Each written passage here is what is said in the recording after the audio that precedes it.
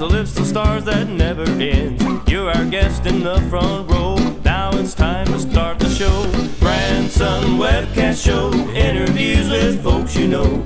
Come along and join the fun. In our books, you're #1. From the live entertainment capital of the world, you're listening to BransonWebcast.com with your hosts, Hamner and Barber. It's not TV or radio, just one click, download the show.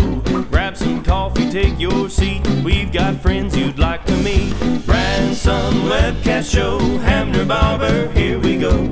Laugh along and have some fun. It's a show for everyone. We're on the World Wide Web at BransonWebcast.com. And now, here are your hosts, Hamner and Barber. Thank you, Craig Burnett and Ricky Bowen in Texas Mud, and welcome back to the webcast with a very, very special friend, TJ Kuenster, the most talented guy, I think, in the universe. Oh, yes. At least that's what he tells me. No, TJ, good to have you here on the webcast. Yeah. TJ and I have known each other for quite a few years, ever since I came to Branson. I first worked with you at Frankenmuth, Michigan, at a Bavarian festival there under a tent. And I was hired to open for Glen for a few days, and 6 years later, I get a call from Bill McClay, who is your road manager with Glen Campbell, who said, we're building a theater in a little town called Branson, Missouri. Have you ever heard of it? And I said, yes. Well, Glen is putting together a variety show. We'd like to have you in the show. And so for the next 3 years, we became like family here at the Glen Campbell Good Time Theater. That's right. And it was a blast, and we're still friends to this day, and I'm thankful for that, and thankful for everybody associated with the Glen Campbell Theater. Yeah, and we're thankful for Frankenmuth too, because I don't know if we hadn't gone to Frankenmuth, we wouldn't have been together all these years. Isn't it weird how things work out? I know. It is a small world. If you were in Frankenmuth, you would have been doing I'd it have been too. hanging with you too. I'd have been pulling tricks on you. Brother. Oh boy. Yeah, I gotta watch it. We're so close here. It's almost like being mugged right back here. I don't know. I'll try to watch my hand. Okay. Yeah. It's a low budget. They got to get as many wallets as they can get. Yeah, that's true. Well, let's tell the folks, you are Glen Campbell's musical conductor. Right. For how many years have you been working? Oh man, since 1977. Wow. 97. It's over 30 years. Yeah. It's almost embarrassing to say, but we've been great friends all these years, and it's been a great opportunity for me. I mean, I've been all over the world, going back to England and London to conduct with the BBC in October, and we're doing the Bowling Green Orchestra in Kentucky. Great. And so, I mean, every day it's something different with him. And just when I think, well, I'm about ready to hop on a cruise ship, I get a call to go play somewhere like Thailand or somewhere else.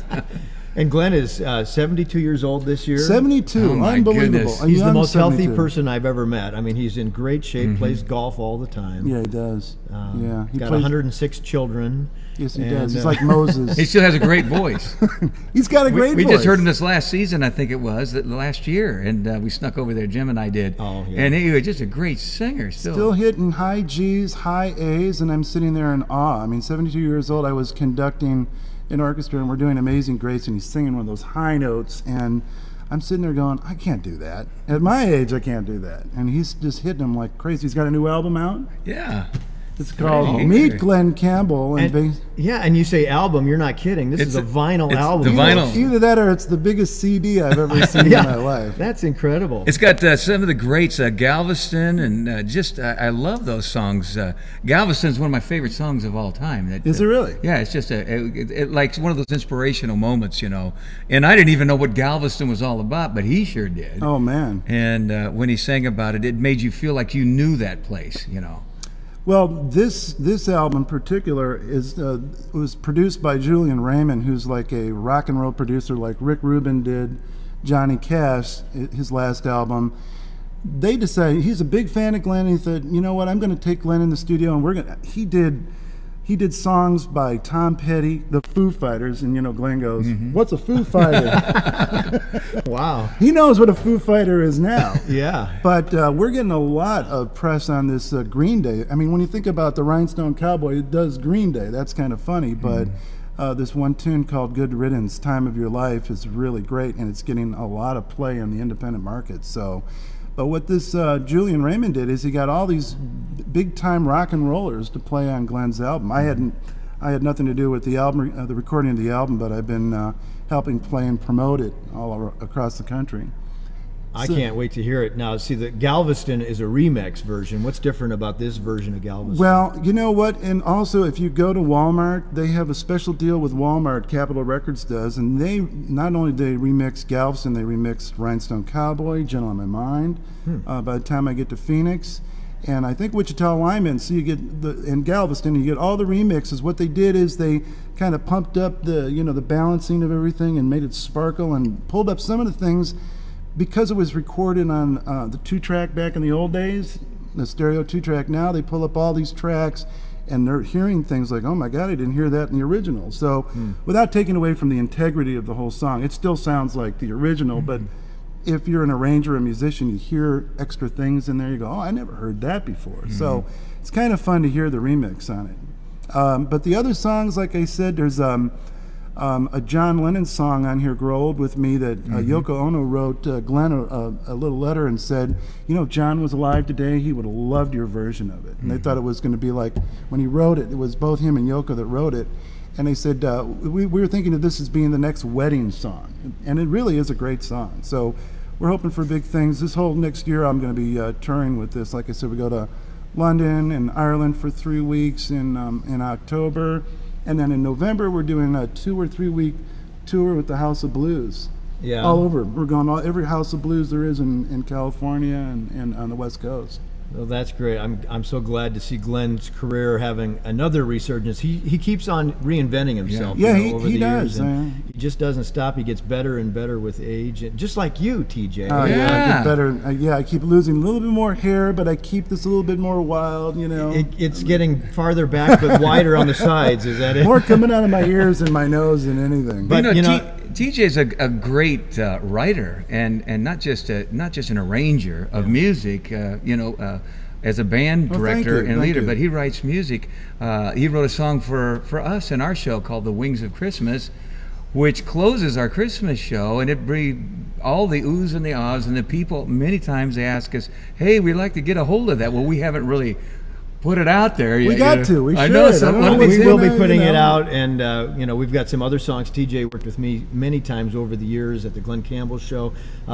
We'd go into the studio and we'd put some unique original music together that TJ would do the arrangements on and the lyrics. Well, the meows that we did, speaking of the Christmas thing, we did that meows. The kitty cat, meow, meow, meow. And that became a big hit on YouTube last Christmas. Yeah, I know. I saw it was really It was one of 12 videos out of the millions of videos on YouTube that was featured. Yeah. And it got over 100,000 hits like in a week. That's amazing. That's great. And it's still up there. It's very popular. It's in our show. It is in our show. The Wings you of can Christmas see it live show. at the Wings of Christmas show at Christmas. But we're going to do some more things together. I've got some ideas for a great new piece that we're putting in the show this Christmas, and so we're going to be doing some more work together. But your creativity in music goes way back to a lot of animated films that you worked with Don Bluth Productions, right? Yeah, the guy that did American Tail, and what was the other one? He had a couple of them, but the one I worked on was All Dogs Go to Heaven and Rock-A-Doodle. And basically, my brother was an animator for Don Bluth. And I knew Don all these years, but Don basically couldn't get the people he wanted in there. The studios would always pick somebody. So Don kept getting bigger and bigger in the industry. And I kept plugging away saying, how about this, how about that? So I get this call to fly to Ireland to work on All Dogs Go to Heaven. And then before I knew it, I was just supposed to be a vocal arranger for one of the songs. And then all of a sudden, the other guy that composed some of the songs had to move on. Charles Strauss, actually, who did Annie, had to move on and do some other things. So they said, TJ, could you write some songs for All Dogs Go to Heaven? And before I knew it, I was sitting there writing animation movies. So, and then Rock-A-Doodle came along, and that was kind of fun. I got to suggest that they use my good buddy Glen Campbell as the crow and rooster that sings like Elvis. Yeah. I said, I know somebody that sings great like Elvis. And they said, who's that? I said, Glen, he's perfect. So we flew him over there, and he did a great job. It was awesome, and it's still out in the, you can go to Sure. Walmart today and pick up both of those on DVD. I know. If sometimes, like when you don't have your, your license and they won't let you cash your check, I go over there and I pull out, this is me right here, and that's, so. Is that really you? Yeah. My daughter's like that. They like that Rock-A-Doodle. So he's done so many great projects, but I tell you, one of the greatest songs that you ever wrote, I heard in a church service, and somebody sang this song from the Old Testament. I believe it was about Elijah, about one of the prophets, and it was kind of an obscure thing, but it was like inspired, and I thought, what a wonderful song. I don't even remember who sang it, but they said afterwards, I didn't write this song, T.J. Kuenster wrote this song. Right, I think that was the stranger. It was Bucky Hurd sang it. Oh, that's right, Bucky sang it. It's I really like that song, and it's based on the road to is it Emmaus or Emmaus? Yeah, Emmaus. There you yeah. go. I'm glad you brought that up. But anyway, it's the story about that, and it's and I'd love to get Glen to sing that song. But it's a wonderful song. I had another recording with Glen. It was called "The Greatest Gift of All," that actually was nominated for a Dove Award, and it had Russ Taff and Glen singing a duet together. So I was real happy about that. Yeah, that's a great song. Yeah, the greatest gift of all. Yeah. So, what's really neat about when you write these songs and then somebody else arranges it, because that was one song. I do a lot of arranging, like you say, and I do a lot of writing, but sometimes it's fun to just create it and give it to some other talented person. And then I remember doing the little girl song in All Dogs Go to Heaven, and it was just a ballad, and she was longing for her home.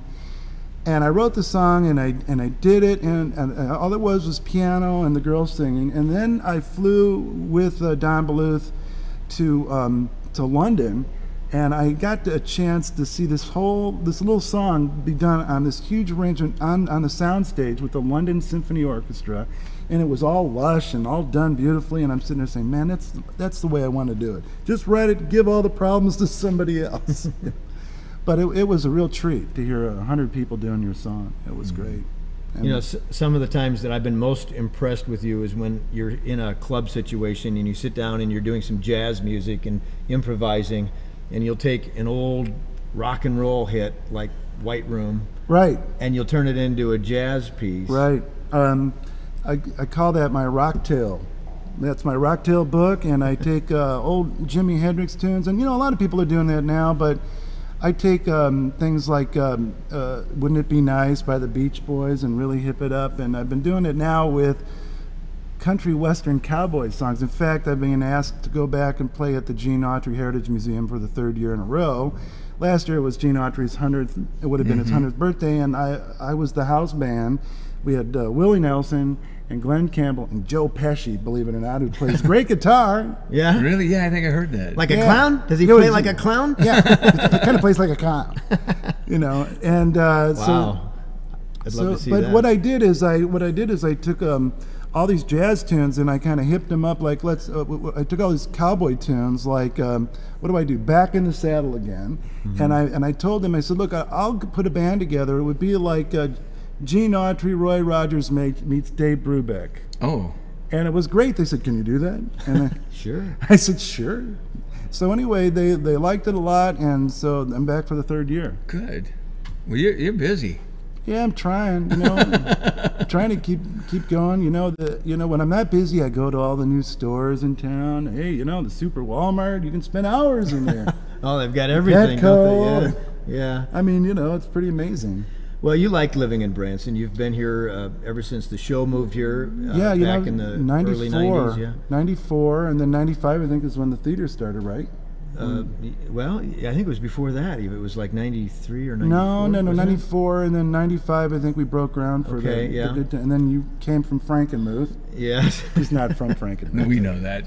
When I first walked in the theater, you were playing. The band was rehearsing a number, and I just sat back and I just thought, wow, what a great show this is going to be, and it really was. I truly think to this day it was one of the greatest shows that Branson ever had. Well, we tried a lot of different things, I mean, we had some great dancers. Yeah. And we had a great comedian, ventriloquist. I saw that show in 1997. before I even knew Jim personally. Yeah. And we were with the Jimmy Osmond show, the Hot Country on Ice at the Osmond Family Theater. We were the magic act, the variety show. But we went over to see Glen. You were there, but I didn't know you. Yeah. And of course, I didn't know him. But I thought, well, the band was awesome. The music was stellar. Glen just could, like you say, he could always sing and play the guitar. And then the comedian was a little whacked out. He wasn't quite there. I know. It's kind of split personality. And I thought even back then, what a great thing if we could ever hook up. So it all came to be. See, you were part of that connection even back then, DJ. And then and I still think we got to blame Frankenmuth for all this. Yes. Bill McClay was real instrumental in getting you to come here. He really was. He was. Yeah, he's the one really. He called me up work. a couple of days after that. He says, "What did you think about that crazy guy?" So he had to talk you into that. Is that no, it? he says, because we were getting tapes from everybody across the country. Everybody from dancers, comedians, and stuff that we were thinking about having an opening act. And he said, "What do you think about that Jim Barber guy?" And he said, "Yeah, I said he's awful strange. I think he'll work in Branson." And he's still here, folks. Yes, I'm still here. After 13 years, I think. Yeah. Well, I had been on the road for a lot of years doing one-nighters, and I was really looking for an opportunity to get off the road, and Glen's show came along, and I just loved being part of a big production show, And when that show closed, I didn't think I'd be back in Branson. I went back to Pennsylvania and started getting into some multimedia and other things like that. And then a few different things happened and brought me back to Branson. But now we do love it here. But Branson is nice. I mean, I have a hard time thinking of anywhere else I'd want to live. I mean, I was just in L.A. There's a lot of things going on there, but dealing with all the traffic every day of your life. I mean, okay, we got 76 Country Boulevard to deal with, and that's it. You can get on a highway, go to Springfield without any problems. It's a beautiful drive. I don't think I could deal with that anymore.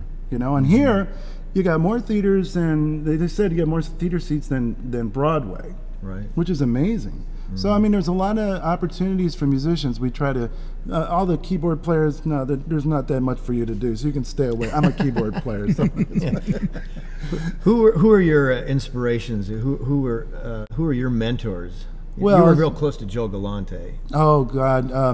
Andy Williams, music director, was just a great conductor and a great player, and he had a heart attack right on stage. It was horrible. But he was somebody that I really, just from, you go to school to learn things. And I went to a conservatory in Chicago, and I took a lot of lessons and stuff, but a lot of times you learn on the job or watching somebody. You go like, okay, how's he doing that? And somehow you pick up on those on-the-job things even more than if you were at a school. Mm-hmm. So he's one of my mentors. Of course, there's the great jazz players, and there's great classical players I like. Everybody from Horowitz and Bill Evans. I mean, those kind of players, you can just put on the CD and you're never tired of it.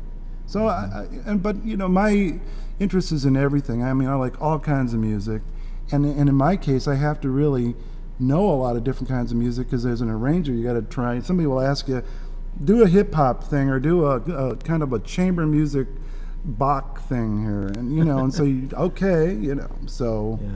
But I like it all. And these cups actually have water in them, do they? Yes, they do. Why don't you try a sip of this? This is cool water. Cool. Hey, that reminds me. Cool, clear. Oh, God, don't bring that up again. Jeez. You sang that in our Glen Campbell show one time. You know what? It was my idea to put that in the show because we had a rain curtain. I'm going to say, what can we do with this rain curtain? It'll be fantastic. I remember the rain curtain, yeah. So then I said, well, why don't we do a cowboy thing and we'll have a song, Cool Water, in it. We'll kind of hip it up and kind of make it a rock and roll tune. Well, all the dancers out of there.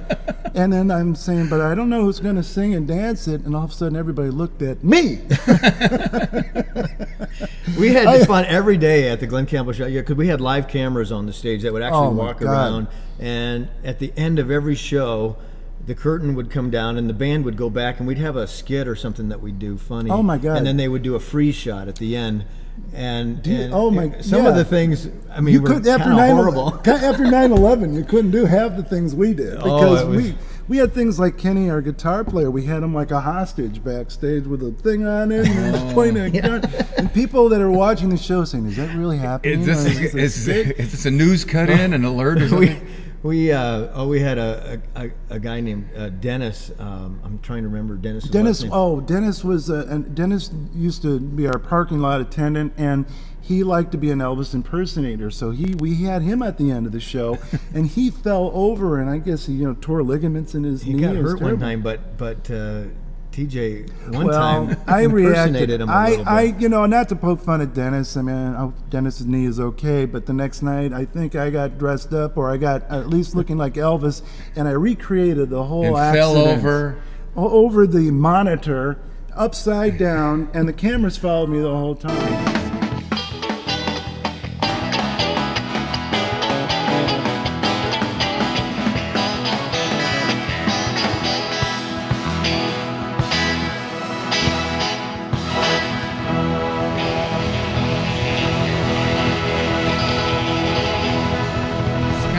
Mocking him, I guess, just a little bit, maybe. And Dennis did a lot for the show. Dennis working in the parking lot, it became a really great publicity angle, and we got a lot of press, even nationally, because Elvis was in the parking lot at the Glen Campbell Theater. But we kicked everybody. Everybody was picked on. Everybody had fun. We always were playing practical jokes on everybody. You punked everybody, basically. Actually, it was. We were punking everybody. Yeah, and I can understand that. We had more fun off stage at that show than we did on stage, I think. But it was a great. You know what was fun about that show is that there was no uptightness, no self-importance. Everybody did their job and had a great time doing it. A lot of times people take themselves too seriously. You can see that sometimes. I mean, I'm not naming names, but there are people that do that. And I'm thinking, just have fun, and it's just a show. That's what we're doing. That's what we're here to have fun with people and do what we love to do. Yeah. But as far as Branson is concerned, I think it's a great place to raise your kids, and I think it's a great place to hang. I like the Ozarks. I'm glad I moved out of my house at the lake, though. Oh, your old house. About 2 months after you moved out, I went by there. Oh my gosh! The water was halfway up. Unbelievable. It's horrible. So that's pretty rare, though, for folks who are wanting to move here. We don't get flooding. Like no. that. Oh no, folks. No, but then you moved into a new house with Amy up on the hill. Yeah. And your new studio in the basement got flooded. Yes. I'm up on a hill, and I didn't take flood insurance. Please get flood insurance, even if you're up on a hill, because everybody, the neighbor's yard kind of flowed down into my yard and then down into my garage. End of story. So.